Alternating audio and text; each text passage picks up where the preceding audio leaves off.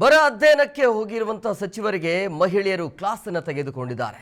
ನಮ್ಮ ಗ್ರಾಮದಲ್ಲಿ ಮೂಲಭೂತ ಸೌಕರ್ಯವೇ ಇಲ್ಲ, ರಸ್ತೆ ಸರಿ ಇಲ್ಲ, ಚರಂಡಿ ವ್ಯವಸ್ಥೆ ಇಲ್ಲ, ಬಸ್ ವ್ಯವಸ್ಥೆಯೂ ಕೂಡ ಇಲ್ಲ ಅಂತ ಹೇಳಿ ಪುಟ್ಟರಂಗ ಶೆಟ್ಟಿಯವರಿಗೆ, ಅದರ ಜೊತೆಗೆ ಶಾಸಕರಾಗಿರುವಂತಹ ಗಣೇಶ್ ಪ್ರಸಾದ್ಗೆ ಈ ರೀತಿಯಾಗಿ ಸ್ಥಳೀಯರು ತರಾಟೆಗೆ ತೆಗೆದುಕೊಂಡಿದ್ದಾರೆ.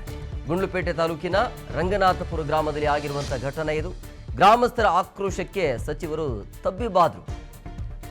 ಗುಂಡ್ಲುಪೇಟೆ ತಾಲೂಕಿನ ರಂಗನಾಥಪುರದಲ್ಲಿ ಆಗಿರುವಂತಹ ಘಟನೆ ಇದು.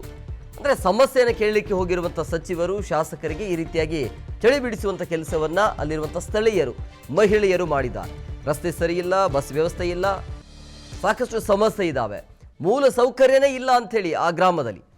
ಸೊ ಹಂಗಾಗಿ ಮಹಿಳೆಯರ ನಿಂತು ಸಚಿವರಿಗೆ ಮತ್ತು ಶಾಸಕರಿಗೆ ನೇರ ಪ್ರಶ್ನೆಯನ್ನು ಹಾಕ್ತಿದ್ದಾರೆ. ಬರ ಅಧ್ಯಯನಕ್ಕೆ ಹೋಗಿರುವಂಥ ಸಚಿವರಿಗೆ ಈ ರೀತಿಯಾಗಿ ಮಹಿಳೆಯರು ತೆಗೆದುಕೊಂಡಿರುವಂಥ ಕ್ಲಾಸ್ ಇದು. ಹಂಗೆ ಆಗಬೇಕು, ಕೇಳಬೇಕು, ಧೈರ್ಯ ಇರಬೇಕು. ಪ್ರಶ್ನೆ ಮಾಡುವಂಥ ಧೈರ್ಯ ಇದ್ದರೆ ಮಾತ್ರ ಅವರಿಗೂ ಅರ್ಥ ಆಗತ್ತೆ. ನಮ್ಗೆ ಒಂಚೂರು ರೋಡು ಈ ಟ್ರೈನು ಆಮ್ಯಾಕ ಮಕ್ಕಳಿಗೆ ಬಸ್ ನ್ಯಾನು ಬೇಡಿ ಹೋಗಕ ಅವಕಾಶ ಮಾಡ್ಕೊಡಿ ಅಷ್ಟೇ. ನ್ಯಾನು ಬೇಡಿ ನಮ್ಗೆ.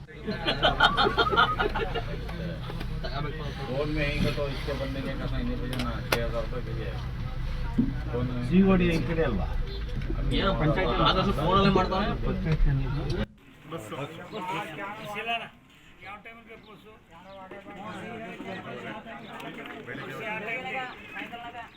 ಹೊಡಿಸ್ಕೊಡ್ಬೇಕು ಸರ್, ಹೊಡೆಯಲ್ಲ ನಮ್ಮೂರಲ್ಲಿ ನಿಂತ್ಕೊಂಡು ಹೊಡಿಸ್ಕೊಡ್ಬೇಕು ಸರ್ ಮನೆಗಳ.